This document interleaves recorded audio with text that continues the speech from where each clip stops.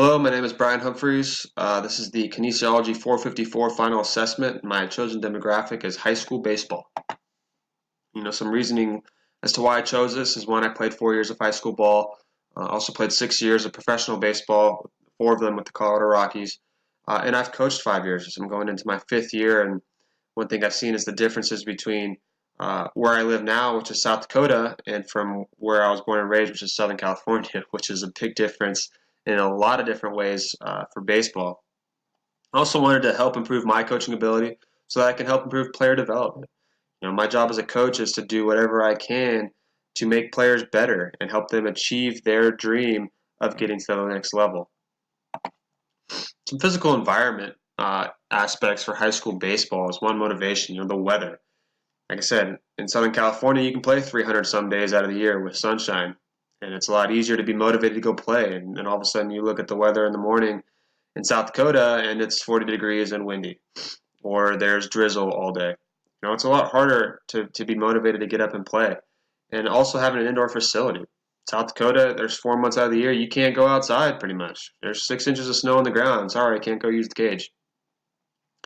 But it might cause an issue for a high school baseball player and give them less motivation if they know down in the southern states, hey, people are getting better, and I've been sitting here watching TV because it's been 10 degrees for the last 4 months. Some anxiety, for both anxiety and stress, field conditions can be a big deal. Having a playing in a league where you play the same teams over and over again, that one team has the reputation of having a brutal field, and that can cause anxiety for a player and stress for a player if they've, maybe, oh man, I made 3 errors on this field last time, and this field's terrible, and and they get in their heads, and it's hard for them to be able to overcome that. And arousal again, for field conditions and the environment, the physical environment. Maybe you're playing in front of a large crowd. It's a championship game. You're on TV. It's a lot easier to get up and get ready for that game and be excited to play when there's more stuff there, than when you go into a team that's got a bad field and you got 10 people in the stands that don't really care. It becomes difficult to be able to get up and be aroused and get ready to play the game. Some social environment. For motivation, the social status. For high school baseball players, social status is a big deal. The high school students in general, you want to be the cool guy. You don't want to be the guy that, never hangs out with friends or is the loner or, gets made fun of because he doesn't ever do the things that everybody else does. And becomes a big deal. And motivation can be the issue here when, friends are going out to the lake and, oh, sorry, I can't go because I got, a double header today. And then they're going to be less motivated to want to play baseball when all of their friends are out having fun. And anxiety. Who's in the crowd? You see from the picture here, you got a good grandstand. As a pitcher, you're looking right into the stands, and all of a sudden you look up as you're about ready to throw, and you see five scouts with radar guns that come up. It may cause anxiety. You want to throw harder, and then all of a sudden your pitch location is off. It causes an issue. And maybe your girl, is there, and you want to do good for her, and you press and you get anxious and to want to impress people. And adding stress, the stress between a student and athlete. This is why student becomes first in front of the athlete. As you might be a really good baseball player, but if you're hovering right around that 2.0 GPA mark, colleges are going to be concerned. And being able to juggle both the student and the athlete may cause stress for a player. It's a pendulum. You add more to one side of the student athlete, and the other side gets affected. So finding that balance may be extremely stressful. And arousal, the reason for playing. I've seen both sides. In Southern California, the reason for playing high school baseball is to play college ball. Here in South Dakota, it's to have fun with friends. It's a social event. And so that arousal for players that want to play and put in the time is a lot better. They want to get out and play. And, it's for South Dakota baseball, it's just to hang out with friends. So it's the bare minimum and get out. For family culture, the family dynamic is key. For motivation, there's some lower income families that have the need for money. And that may cause a player not to play baseball because he's got to go and work and provide for his family. He might be the oldest son, between 15 and 18, they got to get a job. And it becomes a division between the two and say, hey, sorry, coach, I can't play baseball this year because I got to work. And just, I can't do it. Anxiety, and for both anxiety and stress, the vicarious living of parents. I see this a lot. Parents that just drive their kids and they ride them and force them to do baseball year round. And this is what you got to do. This is what big leaguers do. Do this. I remember the story of Jason Hayward, the MLB player, in his story when he would say that his dad would make him hit 500 baseballs a day. Hitting until your fingers are blistering and bleeding. And it's you can look back and say, hey, that worked for Jason Hayward. He's in the big leagues now. But that's not the best way to approach this, and I see this a lot, and it can cause anxiety for a player, and it causes stress for a player with the same vicarious living. They see their dad in the stands and they make an error, and they're going, oh my goodness, my dad's going to yell at me because I made the error and I didn't play very well, and that adds stress. I gotta make up for it next time, and that snowball effect just becomes very detrimental for a high school baseball player. And the arousal. If parents aren't interested in baseball, chances are the athlete isn't as well. And I've seen that I've seen, guys who are really athletic and they got really good baseball height and weight, and, they'd be really good, but they just never been interested. They'd rather go do motocross or, go hunting or something like that. And they're just not interested because their parents have never, said, hey, we're going to play baseball or soccer and football. We're going to be athletic and stuff like that. And athletes just aren't really that aroused, and they can't really get up for, hey, I'm going to go play baseball now. So outcome goals. One, winning a league title. It's a team aspect. It's practice 3 times a week minimum. It's practice makes perfect. You got to practice in order to get better. I'd rather have, the practice be hard than the game. Therefore, the games are going to be easier. They have the one game at a time mentality. Going out and playing one game at a time. Let's worry about today. We'll worry about tomorrow. Let's not worry about the championship game a week from now when we still got 2 more games this week. And all of a sudden you lose those 2 games. You're not playing in the championship because you were too worried about it. And more individually, if you want to be the best pitcher in the league, practice. You're not going to wake up one morning and all of a sudden, hey, I throw 95. I wake up this morning and I throw 5 miles an hour faster. It doesn't happen. Arm maintenance is key.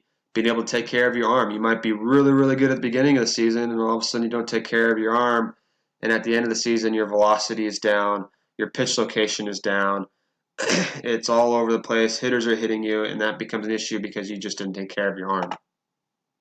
Some performance goals. But the team aspect of winning a league title is having a 700 win percentage. And again, that's practice, at least 3 times per week, depending on games. For me, I tell my players that you're only going to have 1 day off a week, and that's probably going to be Sundays. If you're not playing a game, you're practicing. You have 1 day off, there you go, and you got to find time to get better in between games in the season. And as a pitcher, you want to be the best pitcher in the league, winning 8 out of 10 games. You go 8-2, got a good chance of being up in that top pitcher ranking. And again, working on pitch location in the bullpen. Throwing 25 pitches each side of the plate 3 times a week. Can't go every day. Your arm's going to fall off.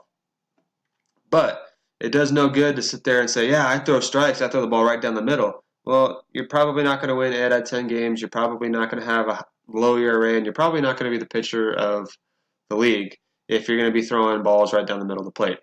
So let's work on both sides of the plate so we can increase the pitch location and be able to effectively face batters. Some process goals.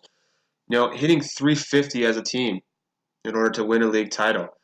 In high school baseball, guys have to, you hit better. Pitchers aren't as good. You have that really bad team where everybody hits. A 300 average at the high school level is not very good. It's not like in the big leagues where you hit 280 and you make billions of dollars.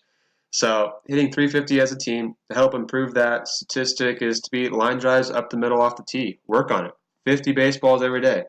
Unlike pitching, you can hit every day and you're going to be okay. Your legs aren't going to fall off. Your arms aren't going to fall off. Everything's still going to be good. but you need that muscle memory, that repetition for baseball in terms of hitting to continually do that. And for a pitcher, best pitcher in the league mentality, having under a 3 ERA. And that big thing is arm maintenance, being able to ice and rest, icing after every time you throw a bullpen, icing after every game, because it really does no good if you start off 5-0 through the first 5 games, and all of a sudden the last 5 games, as your velocity and arm strength goes down, you're 0-5. That can cause problems.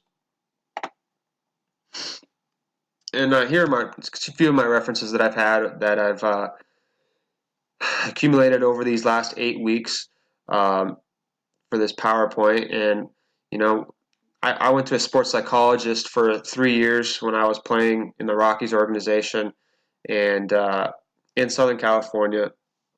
And it was by far the best thing that I had ever done.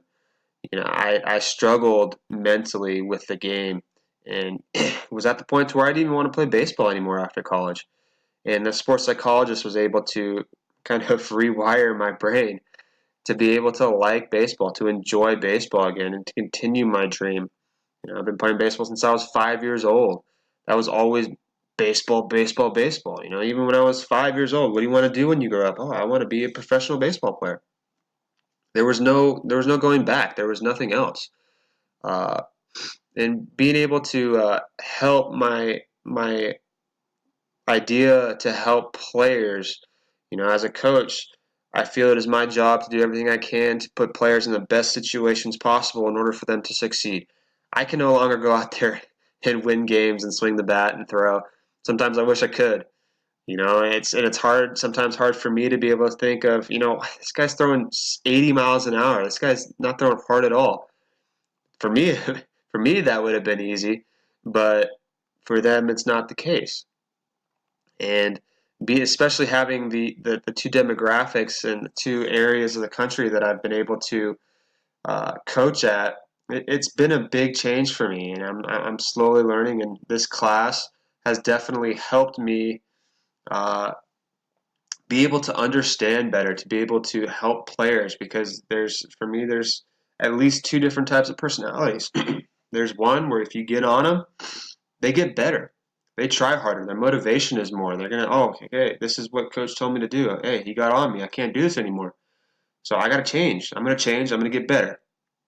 And then you've got the other type where you can get on a kid and they fall apart. It's detrimental to them.